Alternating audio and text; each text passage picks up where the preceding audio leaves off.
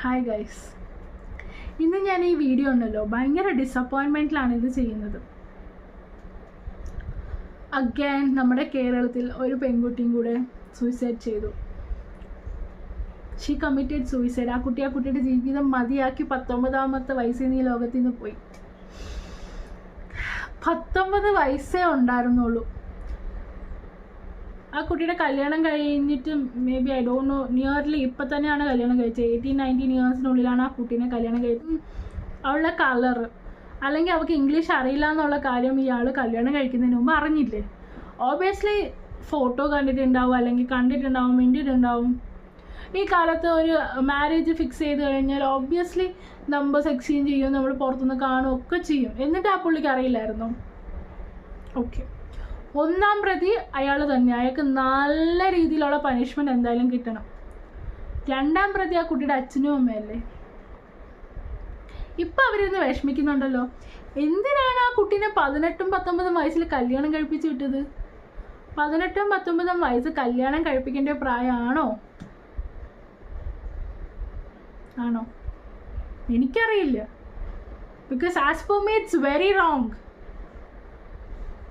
18-19 വയസ്സ് ഒരു കുട്ടിയുടെ പ്രായമാണ്. അവളെ കോളേജിൽ പഠിക്കുകയാണ്. BCom 2nd ഇയർ ആണ് ആ കുട്ടി പഠിക്കുന്നത്. കോളേജിൽ പഠിക്കുന്ന ഒരു പെൺകുട്ടീനെ കല്യാണം കഴിപ്പിച്ച് വിടുന്നെന്ന് പറയുന്നത് തന്നെ വലിയ തെറ്റല്ലേ? അവൾ പഠിച്ചു കഴിഞ്ഞ് അവൾക്കൊരു ജോലി കിട്ടി, അവൾ ഫിനാൻഷ്യലി ഇൻഡിപെൻഡൻ്റ് ആയി, ആരും ഡിപ്പെൻഡൻ്റ് ആവാത്ത ഒരു സമയത്ത് അവളെ നിങ്ങളൊരു 25 വയസ്സിൽ അവൾക്കൊരു മെച്യൂരിറ്റി ലെവൽ വന്നു കഴിയുമ്പോൾ നിങ്ങൾ അവളെ കല്യാണം കഴിപ്പിച്ച് വിട്ടിരുന്നെങ്കിൽ നിങ്ങളുടെ മകൾ ഇപ്പോഴും നിങ്ങളുടെ കൂടെ കണ്ടേനെ.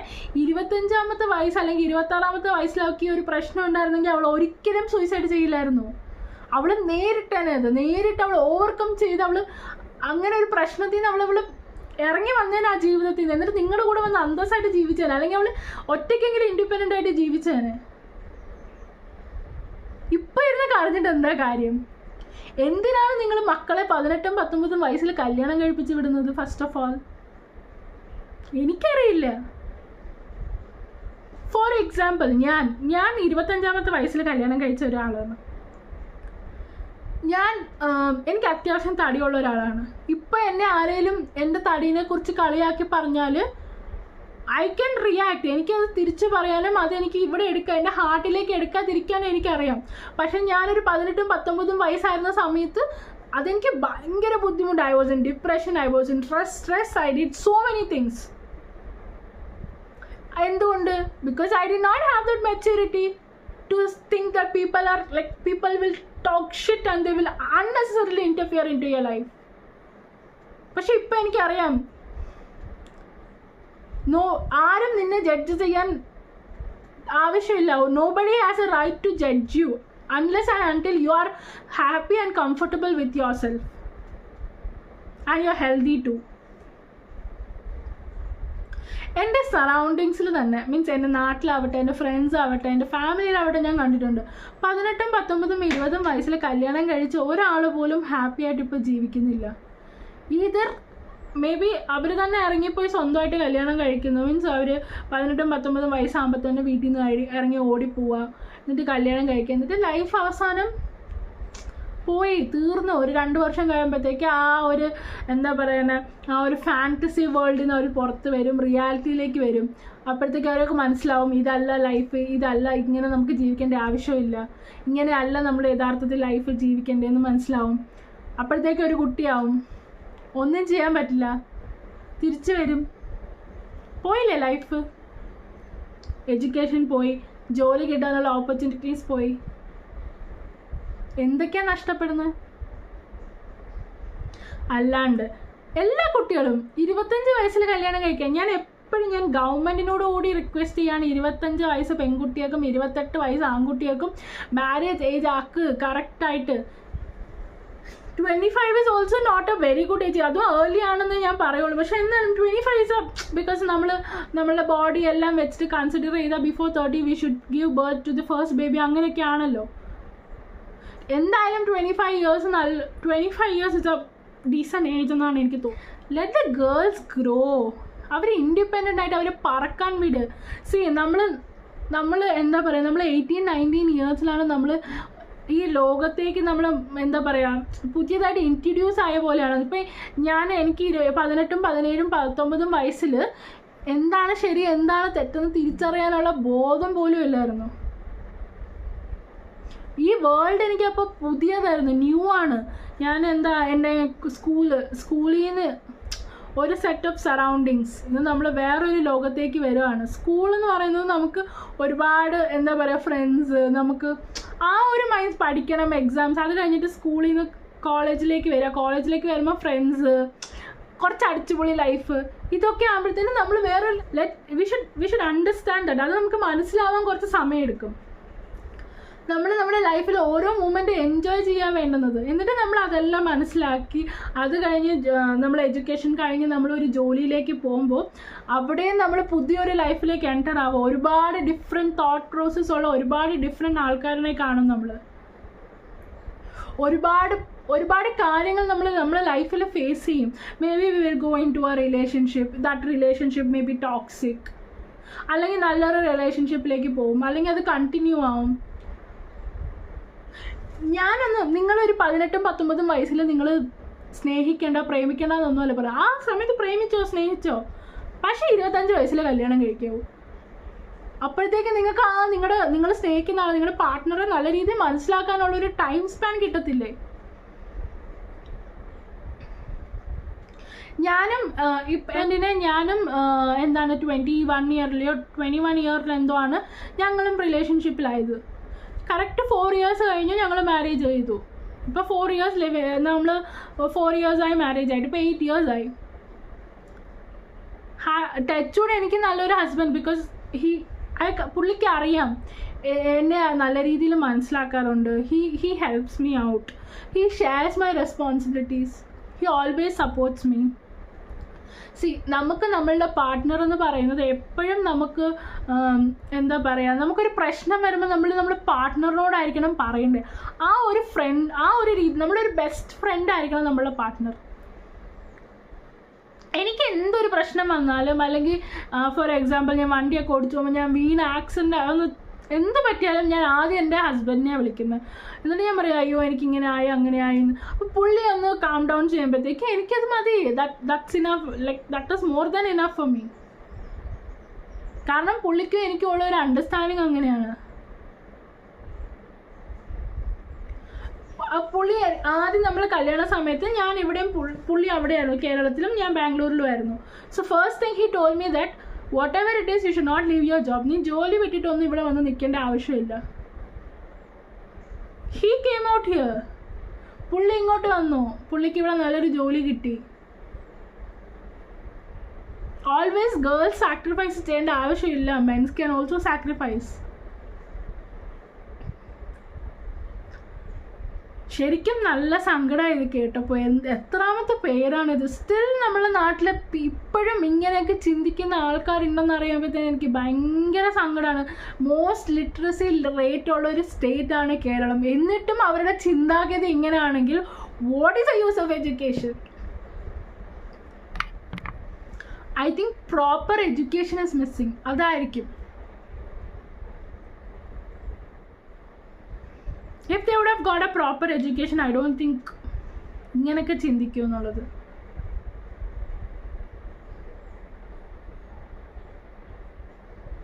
ഇപ്പം എനിക്കാണ് ഇങ്ങനൊരു സിറ്റുവേഷൻ വരുവായിരുന്നെങ്കിൽ ഇപ്പം ഞാൻ അത്യാവശ്യം എനിക്കിപ്പോൾ 28 വയസ്സായി, അത്യാവശ്യമുള്ള മെച്യൂരിറ്റി ലെവൽ എനിക്കായി. എനിക്കിങ്ങനെ ഒരു പ്രശ്നം വരുവാണെങ്കിൽ പോടാ പുല്ലെന്ന് പറഞ്ഞ് എനിക്ക് ഇറങ്ങി വന്ന് എനിക്ക് ജീവിക്കാനുള്ളൊരു എന്താ പറയുക ഒരു കോൺഫിഡൻസും ഒരു ഇൻഡിപെൻഡൻസും അല്ലെങ്കിൽ എനിക്ക് ഫിനാൻഷ്യലി ഒരു സപ്പോർട്ടും എനിക്ക് സ്വന്തമായിട്ടുണ്ട്. കാരണം because I am working now, എനിക്ക് ജോലിയുണ്ട്, I get monthly paid which I can do which I can get into my expenses. All my expenses can be covered. എനിക്ക് വേറൊരാളുടെ സപ്പോർട്ട് വേണ്ട ആ സമയത്ത്, അല്ലേ? അങ്ങനെ ആയിരിക്കണം പെൺകുട്ടികൾ. You should never depend. പെൺകുട്ടികൾ എല്ലാവരും കേൾക്കാൻ വേണ്ടി ഇപ്പം സ്നേഹിച്ച് ഒളിച്ചോടി പോവുക, അതൊക്കെ ഭയങ്കര ട്രെൻഡായിട്ട് വന്നേക്കുക. ആ പെൺകുട്ടികളെല്ലാം കേൾക്കുക. ആരെങ്കിലുമൊക്കെ വീഡിയോ കാണുന്നുണ്ടെങ്കിൽ നിങ്ങൾ ഷെയർ ചെയ്യുക, ഓക്കെ? ആ പെൺകുട്ടികളെല്ലാം കേൾക്കാൻ ഞാൻ പറയാണ്. നിങ്ങൾ ഫിനാൻഷ്യലി ഇൻഡിപെൻഡൻ്റ് ആവുന്ന വരെ നിങ്ങൾ കല്യാണം കഴിക്കാൻ പാടില്ല. Don't depend on anybody. Okay, നിങ്ങൾ കുഞ്ഞിലേ തൊട്ട് നിങ്ങളുടെ പാരൻസിനെ ഡിപ്പെൻഡായി, കുറച്ച് വളർന്നു കഴിയുമ്പോഴത്തേന് നിങ്ങൾ കല്യാണം കഴിച്ച ഹസ്ബൻഡിനെ ഡിപ്പെൻഡായി, നിങ്ങൾ ലൈഫ് ലോങ് നിങ്ങളുടെ കുട്ടികളെ നോക്കി നിങ്ങളുടെ ജീവിതം ഇങ്ങനെ കളയാനാണ്. എന്തിനാണ് നിങ്ങൾക്ക് എന്തിനാണ് നിങ്ങൾ ഇങ്ങനൊരു life?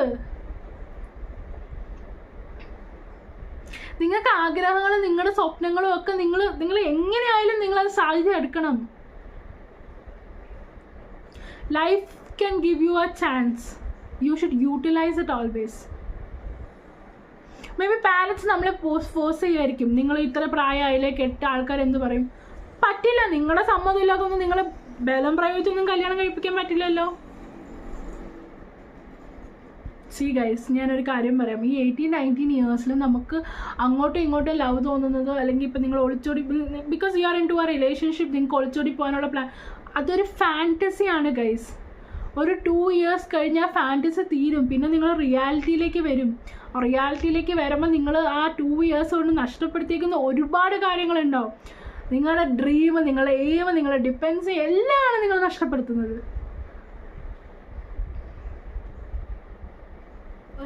Dear parents, please do not get married, or do not get them married at 18, 19, 20. Let them enjoy their life.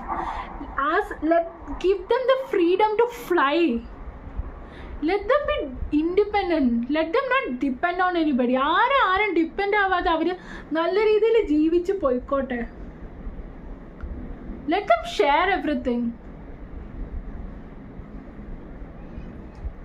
എൻ്റെ കല്യാണ സമയത്ത് I equally shared the expense where my parents spent.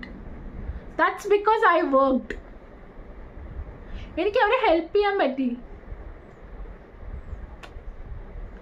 ഇപ്പോൾ ചില ഫാമിലീസ് ഉണ്ട്, ഈ കടം അതൊക്കെ എടുത്തിട്ട് കല്യാണം കഴിപ്പിച്ച് 5, 6, 7, 8 വർഷം ആ കടങ്ങൾ ഇങ്ങനെ വീട്ടിക്കൊണ്ടിരിക്കുക.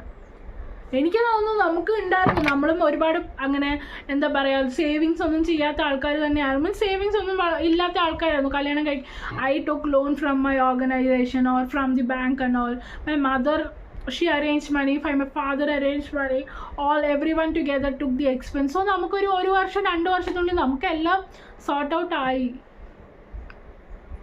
അല്ല, ഇത് അച്ഛൻ മാത്രം, എൻ്റെ അമ്മ ജോലി ഞാൻ പറയാം, എൻ്റെ അമ്മ ജോലി ചെയ്തുകൊണ്ടാണ് എൻ്റെ ഫാമിലി പ്രോപ്പറായിട്ട് പോയി. എൻ്റെ അച്ഛനെ കൊണ്ട് ഒരിക്കലും ഒറ്റയ്ക്ക് ഞങ്ങളുടെ ഫാമിലി ഈ ഒരു ബാംഗ്ലൂർ എക്സ്പെൻസിൽ കൊണ്ടു നടക്കാൻ പറ്റില്ലായിരുന്നു. എൻ്റെ അമ്മയും കൂടെ കോൺട്രിബ്യൂട്ട് ചെയ്തുകൊണ്ടാണ് എനിക്ക് എഡ്യൂക്കേഷൻ തരാനും ഞങ്ങളുടെ വീടോ നല്ല രീതിയിൽ പോകാനും എല്ലാം പറ്റിയത്. ഞങ്ങൾ നമ്മളിവിടെ ബാംഗ്ലൂർ എത്തിയപ്പോൾ ഭയങ്കര വേസ്റ്റ് ഒരു സിറ്റുവേഷനിലായിരുന്നു. അവിടുന്ന് നമ്മൾ ലെവലപ്പ് ചെയ്ത് നല്ലൊരു ലെവലിലേക്ക് വന്നതും എൻ്റെ അമ്മയും കൂടെ കോൺട്രിബ്യൂട്ട് ഈക്വലി ചെയ്തുകൊണ്ടാണ്. സീരിയസ്ലി ഗൈസ്, എനിക്കറിയില്ല ഇനി എങ്ങനെയൊക്കെയാണ് ഇത് പറയേണ്ടത്. ഇനിയും ഇതൊന്നും നമുക്ക് മനസ്സിലായിട്ടില്ലെങ്കിൽ ഇറ്റ്സ് വെരി ബാഡ്. ഇറ്റ്സ് 2025. ഈ ഒരു വർഷമെങ്കിലും ഐ തോട്ട് ഈ ഒരു സമയത്ത് girls should be respected. Girls എന്നല്ല, every individual should be respected. Even ആൺകുട്ടികൾ പോലും വളരെ ഏർലി ഒരു സ്റ്റേജിൽ അവരെ കല്യാണം കഴിപ്പിക്കാതിരിക്കുക. അവർക്കും മെച്യൂരിറ്റി വരാൻ താമസമാണ്. പെൺകുട്ടികളെക്കാട്ടും ടൈം എടുക്കുക ആൺകുട്ടികൾക്കാണ് മെച്യൂരിറ്റി വരാൻ വേണ്ടിയിട്ട്. ലൈഫിൽ ഒരു ഇമ്പോർട്ടൻസ് അറിയാനും അല്ലെങ്കിൽ ലൈഫ് എങ്ങനെയാണ് മുന്നോട്ട് കൊണ്ടുപോകാനെന്നുള്ളതൊക്കെ ഭയങ്കര എന്താ പറയുക, നമ്മൾ ആ ഒരു ഏജ് അനുസരിച്ച് നമുക്ക് നമ്മളൊരു 25 വയസ്സാകുമ്പോഴത്തേക്ക് നമുക്ക് ജീവിക്കണം എന്ന്, നമ്മൾ നല്ല രീതിയിൽ ഹാപ്പി ആയിട്ട് ജീവിക്കണം എന്നുള്ളൊരു തോട്ട് പ്രോസസ്സ് വരും.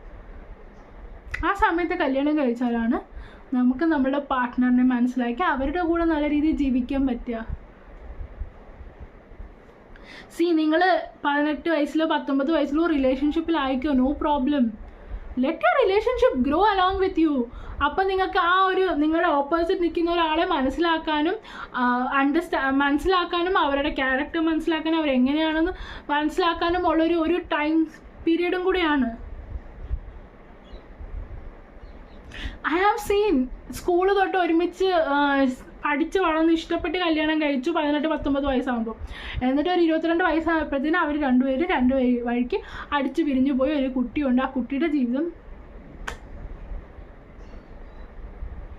ഇങ്ങനെ ആയിരിക്കണോ ലൈഫ്? ഇത് പറഞ്ഞു തരാൻ എനിക്കങ്ങനെ വലിയ ലൈഫ് എക്സ്പീരിയൻസോ ഒന്നുമില്ല. എനിക്ക് തോന്നിയത്. കാരണം ഞാൻ എനിക്കൊരു ഈ ഒരു 28 വയസ്സിൽ എനിക്ക് ഓവർകം ചെയ്യാൻ വന്ന കാര്യങ്ങൾ, അല്ലെങ്കിൽ ഞാൻ ഓവർകം ചെയ്ത കാര്യങ്ങൾ, എൻ്റെ ലൈഫിൽ നടന്ന കാര്യങ്ങൾ, എങ്ങനെയാണ് ഞാനത് എന്താ പറയുക, ഓരോ സിറ്റുവേഷൻസ്, ഇപ്പോൾ ഫിനാൻഷ്യലി ആവട്ടെ അല്ലെങ്കിൽ മെൻ്റലി ആവട്ടെ, എങ്ങനെയായാലും ഞാൻ ഓരോ സിറ്റുവേഷൻസ് കടന്ന് ഈ ഒരു ലെവലിലെത്തി നിൽക്കുകയാണ്. ഇപ്പോഴും ഞാൻ അങ്ങനെ ഒരു പ്രശ്നമില്ലാത്ത, എനിക്ക് ഒരുപാട് പ്രോബ്ലംസ് ഉണ്ട്, എന്നാൽ പോലും I am able to manage it. Not able to completely manage it. പക്ഷേ എന്നാലും I am like okay, it's okay, I can do it. പിന്നെ ഞാൻ ഒരുപാട് കാര്യങ്ങൾ നമ്മൾ ഒത്തിരി സീരിയസ് ആയിട്ട് എടുക്കാൻ പാടില്ല. ഒരു കാര്യം നമ്മൾ ഒരുപാട് സീരിയസ് ആയിട്ട് എടുക്കാൻ പാടില്ല. You should think that this day too shall pass. ഈ ഒരു ദിവസവും കടന്നു പോകും. ഈ ഒരു 2 ദിവസം കടന്നു പോയാൽ തീരാവുന്ന പ്രശ്നമേ നിങ്ങൾക്ക് ഉണ്ടാവുള്ളൂ. ആ കുട്ടിക്ക് അവൾക്ക് ആ ഒരു മെച്യൂരിറ്റി ലെവൽ പോലും ഇല്ലായിരുന്നു. അത് അവൾ തിങ്ക് ചെയ്തെടുക്കാൻ, ഇത് ഇപ്പോൾ ഇങ്ങനെ ആയല്ലോ എൻ്റെ ജീവിതം, അയ്യോ ഇനി എനിക്ക് വേറെ ജീവിതമില്ലെന്ന് പറഞ്ഞായിരിക്കും എനിക്കിനി വേറെ ഒന്നും ഇല്ല ചെയ്യാൻ വേണ്ടിയിട്ട്. അല്ലെങ്കിൽ എൻ്റെ പാരൻസ് അവരെന്ത് ചെയ്യും, അവരെന്ത് പറയും, അല്ലെങ്കിൽ നാട്ടുകാരെന്ത് പറയുമെന്ന് വിചാരിച്ചിട്ടായിരിക്കും ആ കുട്ടിയുടെ ലൈഫ് 19ാമത്തെ വയസ്സിൽ വേണ്ടെന്ന് വെച്ച് തീർത്തത്. ആ മെച്യൂരിറ്റി ലെവൽ ഇല്ല അവൾക്ക്. അല്ലെങ്കിൽ ഒരു പക്ഷേ അവൾ അതിൽ നിന്ന് ഓവർകം ചെയ്ത് അതിൽ നിന്ന് വിട്ട് പുറത്ത് വന്നിരുന്നെങ്കിൽ she would have left, she would have been leaved. പക്ഷെ ആ ഒരു അണ്ടർസ്റ്റാൻഡിങ്, അല്ലെങ്കിൽ അവൾക്ക് ആ ഒരു എന്താ പറയുക, അത്രയും രീതിയിലൊന്ന് ചിന്തിക്കാനുള്ളൊരു മനസ്സ് ആ കുട്ടിക്ക് ഉണ്ടാവില്ല.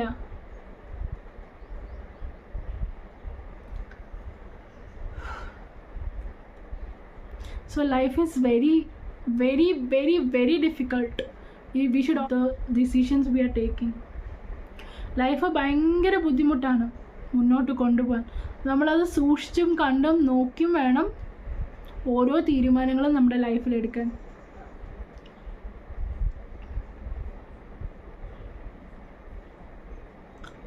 ഞാനെൻ്റെ ഫെമിനിസ്റ്റായിട്ടൊന്നും വന്നിരുന്ന് സംസാരിക്കുന്നതല്ല, പക്ഷെ എനിക്കിത് സംസാരിക്കണമെന്ന് തോന്നി, ഇത് വീഡിയോ ആയിട്ട് ചെയ്യണമെന്ന് തോന്നി.